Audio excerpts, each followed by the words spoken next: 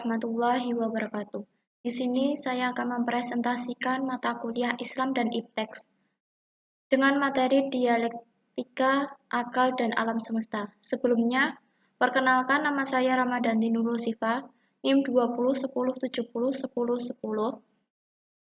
dari Prodi Akuntansi semester 4. Pembahasan pertama tentang refleksi kisah generasi awal umat manusia.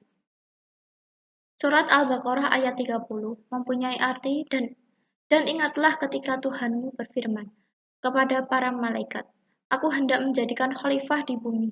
Mereka berkata, apakah engkau hendak menjadikan orang yang merusak dan menumpahkan darah di sana? Sedangkan kami bertasbih memujimu dan menyucikan namamu.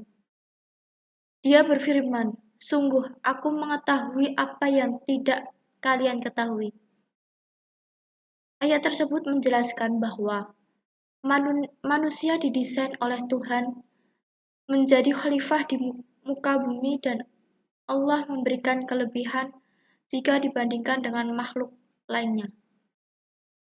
Allah mengajarkannya ilmu.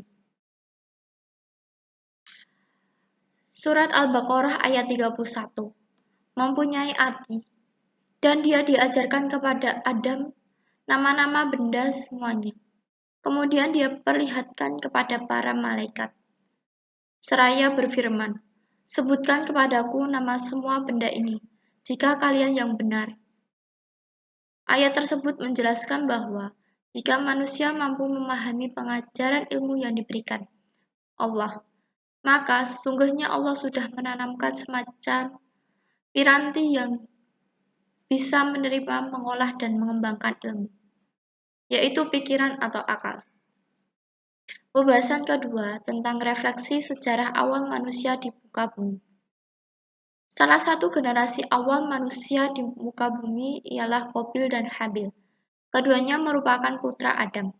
Untuk memenuhi kebutuhan pangan, mereka melakukan domestikasi tanaman dan hewan. Qabil mengembangkan domestikasi tanaman, sementara Habil mengembangkan domestikasi hewan. Surat Al-Ma'idah ayat 27 mempunyai arti, dan ceritakanlah Muhammad yang sebenarnya kepada mereka tentang kisah kedua putra Adam.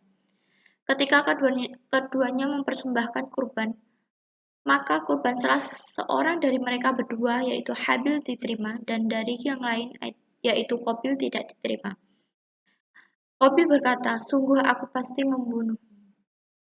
Habil berkata, sesungguhnya Allah hanya menerima amal dari orang yang bertakwa.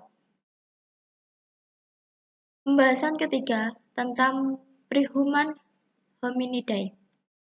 Penelusuran antropologis dan arkeologis di banyak wilayah di muka bumi menemukan banyak fosil-fosil prehuman, yaitu Pithecanthropus erectus, Meganthropus paleogeophanicus, dan lain-lain. Sebagaimana hasil temuan arkeologis di sekitar fosil-fosil mereka, salah satu teknologi purba yang mereka inisiasi ialah domestikasi tanaman dan hewan. Generasi terakhir makhluk hominidae itu bahkan diindikasikan telah menemukan api dan menggunakannya untuk membuka lahan pertanian atau vertical farming. Pembahasan keempat tentang benang merah ilmu dan akal. Surat Al-Ma'idah ayat 31. Ayat ini menyiratkan sebuah pesan bahwa akal manusia bisa diaktifasi melalui proses interaksi bersama alam.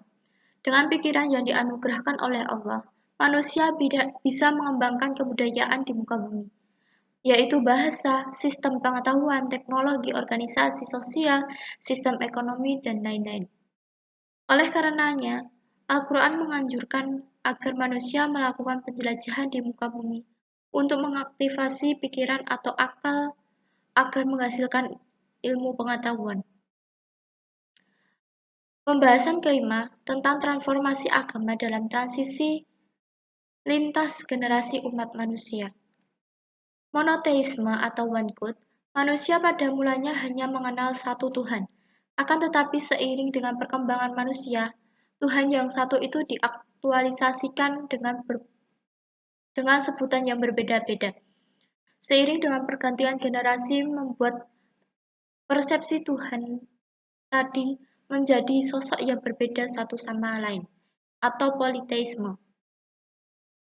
Dengan pergantian generasi demi generasi umat manusia, akhirnya semakin tersesat dalam politeisme akut. Peradaban Mesopotamia atau Sumeria dan Babilonia yang maju dengan astronomi, matematika, dan sistem sosial yang kompleks justru semakin tenggelam dalam politeisme akut. Begitupun dengan peradaban Mesir yang berhasil mengembangkan ilmu kedokteran, arsitektur, dan matematika juga gagal untuk mengonstruksikan Tuhan yang sebenarnya. Hal tersebut disebabkan oleh adanya penguasa yang despotik dan tiran di Babilonia. Kekuasaan politik dikendalikan oleh Namrud yang berambisi mempertahankan kekuasaannya dengan mencitrakan diri sebagai Tuhan, sama halnya dengan Fir'aun yang mengaku dirinya sebagai Tuhan di Mesir. Yang terakhir, tentang kritisisme Ibrahim dan kelahiran kembali monoteisme. Ibrahim mendapati kaumnya terjebak dalam politeisme akut. Mereka membuat patung-patung dan menyembahnya. Maka dari itu Ibrahim mengkritik dengan surat di bawah ini. Al-Anbiya ayat 54. Dia Ibrahim berkata, sesungguhnya kamu dan nenek moyang kamu berada dalam kesesatan yang nyata. Sedangkan di surat Al-An'am ayat 74. Dan ingatlah ketika Ibrahim berkata kepada ayahnya Azar, pantaskah engkau menjadikan berhala-berhala itu sebagai Tuhan? Sesungguhnya aku melihat engkau dan kaummu dalam kesesatan yang nyata. Maka dari itu Ibrahim mencari kebenaran sejati tentang Tuhan melalui interaksi dengan alam semesta. Ia mencoba membaca alam untuk mencari petunjuk tentang Tuhan yang sebenarnya.